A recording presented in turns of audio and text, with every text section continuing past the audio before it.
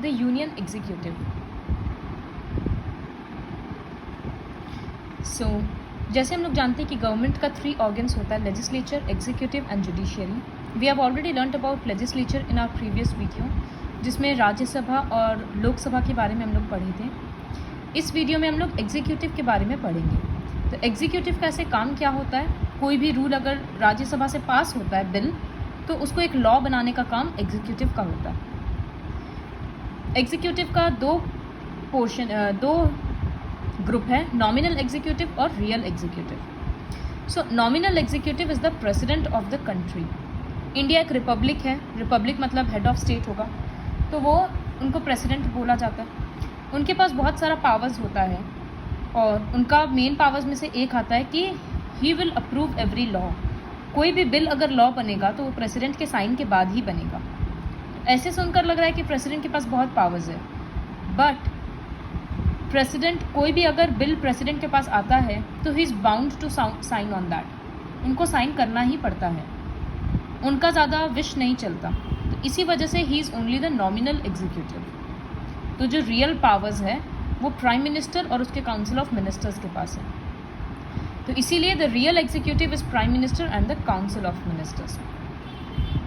हम लोग state level में लास्ट क्लास में पढ़े थे कि स्टेट में हेड को बोलते हैं गवर्नर। जिस तरह से कंट्री के लिए प्राइम मिनिस्टर होता है, उसी तरह से स्टेट के लिए चीफ मिनिस्टर। प्राइम मिनिस्टर को हेल्प करने के लिए यूनियन काउंसिल ऑफ मिनिस्टर्स, उसी तरह से चीफ मिनिस्टर को हेल्प करने के लिए भी काउंसिल ऑफ मिनिस्टर्स होता है। तो अब एक एक करके हम लोग पढ़ेंगे। President, so qualifications for the office. President बनने के लिए क्या क्या क्वालिफिकेशन होना पड़ेगा।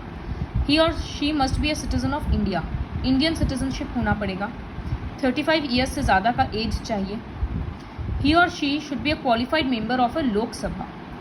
Qualified to be a member of the Lok Sabha मतलब उनका लोकसभा के लिए उनका क्वालिफिकेशन होना चाहिए और वो किसी भी गवर्नमेंट लेवल पे किसी प्रॉफिट बिजनेस में काम नहीं कर सकते। Next, tenure. The president of India holds the office for a 5-year term. 5 साल के लिए वो चूज होते हैं और री इलेक्ट किए जा सकते हैं। Rajendra Prasad is the first president to be reelected. उनके बाद कोई भी प्रेसिडेंट को सेकेंड टर्म नहीं मिला है। Next is election of the president. President का इलेक्शन कैसे किया जाता है, तो सबसे पहले प्राइम मिनिस्टर का इलेक्शन कैसे होता है। लोकसभा में जो पार्टी जीतेगा, जो हम लोग वोट करते हैं लोकसभा का इलेक्शंस के लिए, उसमें जो पार्टी जीतेगा उसका हेड प्राइम मिनिस्टर बन जाएगा, लेकिन उसका लीडर पार्टी का। लेकिन प्रेसिडेंट का इलेक्शन ऐसा नहीं होता है। प्रेसिडेंट का इलेक्शन काफ़ी इनडायरेक्ट मेथड है। So the president of India is elected indirectly bye N electoral college consisting of only the elected members of Lok Sabha, Rajya Sabha and legislative assemblies of the state. इसमें लोकसभा के मेंबर्स, राज्यसभा के मेंबर्स और legislative members of the state मतलब विधान परिषद और विधानसभा, दोनों के members मतलब ये सारे मेंबर्स का वोटिंग ज़रूरी होता है। वोट करने का जनरली नॉर्मल वे क्या है, 1 person 1 vote, जो नॉर्मल वोटिंग सिस्टम है, लेकिन इसमें ऐसा नहीं होता है। देखो यहाँ पर इस डू यू नो में है, एक्चुअली सिलेबस में डू यू नो आएगा नहीं, बट फिर भी थोड़ा सा बता देते हैं। Value of vote of each MLA of a state assembly. हर एक जो MLA है, मेंबर ऑफ लेजिस्लेटिव असेंबली मतलब विधानसभा या विधान परिषद के मेंबर, तो उनका वोट का कितना वैल्यू है वो इस फॉर्मूला से कैलकुलेट किया जाता है। स्टेट का पूरा population divided by 1000 by number of elected members of state assembly. उसी तरह से MP का वोट का ये वैल्यू है, फॉर्मूला है।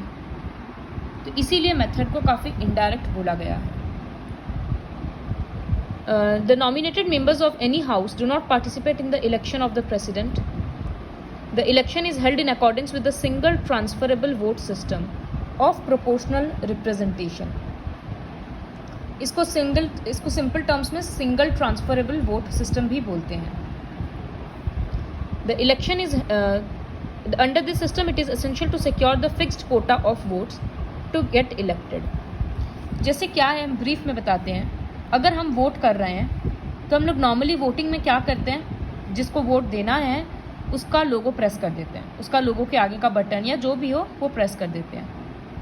लेकिन इसमें क्या होता है, जैसे हम चाहते हैं कि मिस्टर ए प्रेसिडेंट बने, तो हम अपना प्रेफरेंस लिस्ट देंगे। फर्स्ट में हम चाहते हैं ए बने, फिर हम सेकंड और थर्ड प्रेफरेंस भी दे रहे हैं कि ए नहीं बनेगा तो सी बनना चाहिए, सी नहीं बन रहा है तो बी बनना चाहिए। तो इस तरह से सब अपना प्रेफरेंस लिस्ट दे देता है। तो सपोज ए को मेजॉरिटी नहीं मिला, तो मेरा अपने आप ए हटकर मेरा वोट सी को चला जाएगा। इस तरह से वोट ट्रांसफ़र हो जाता है। ट्रांसफ़र करते करते जिसको मेजॉरिटी 50% वोट से ज़्यादा मिल जाएगा, ही और she will get elected as the president. तो यहाँ वोट ट्रांसफ़र होता है।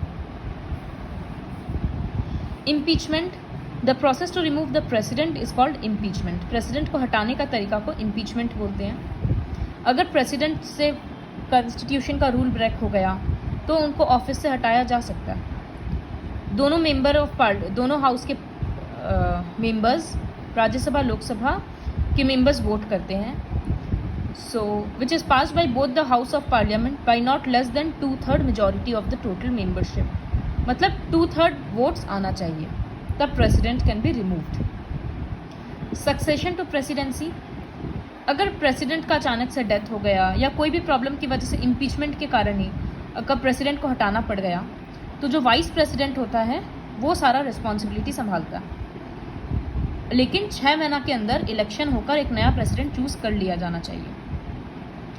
कभी कभी क्या हो सकता है कि वाइस प्रेसिडेंट भी किसी कारण से हट गया, तो तब chief justice of India president का काम करता है। चीफ जस्टिस ऑफ इंडिया मतलब सुप्रीम कोर्ट का जज का हेड, वो रूल करेगा। वो प्रेसिडेंट के तौर पे बैठेगा जब तक कि एक नया प्रेसिडेंट नहीं आता है।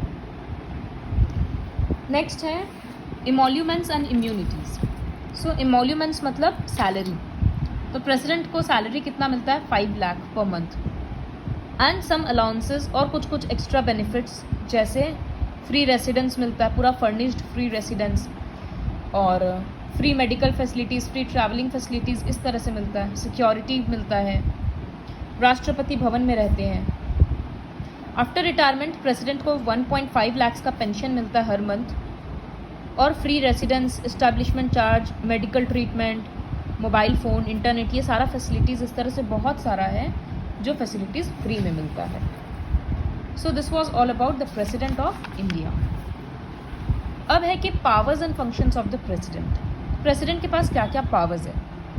तो एग्जीक्यूटिव पावर्स, वो तो being the head of the union executive, सारा एडमिनिस्ट्रेटिव डिसीजंस उनके नाम पर ही लिया जाता है।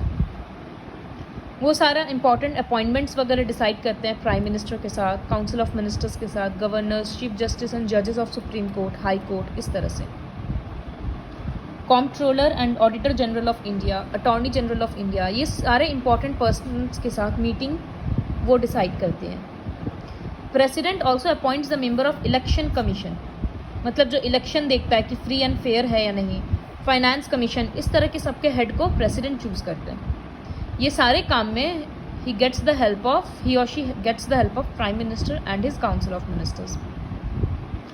ही और she is the supreme commander of India's defence force. He has the right to be kept informed about all the decision of the Council of Ministers through the Prime Minister. Prime minister हर चीज़ के लिए उनको updated रखते हैं कि ये decision लेने जाने का सोचा जा रहा है, इस तरह से। तो ये इतना सारा पावर्स है, executive powers. Now we learn about the next powers in the next video.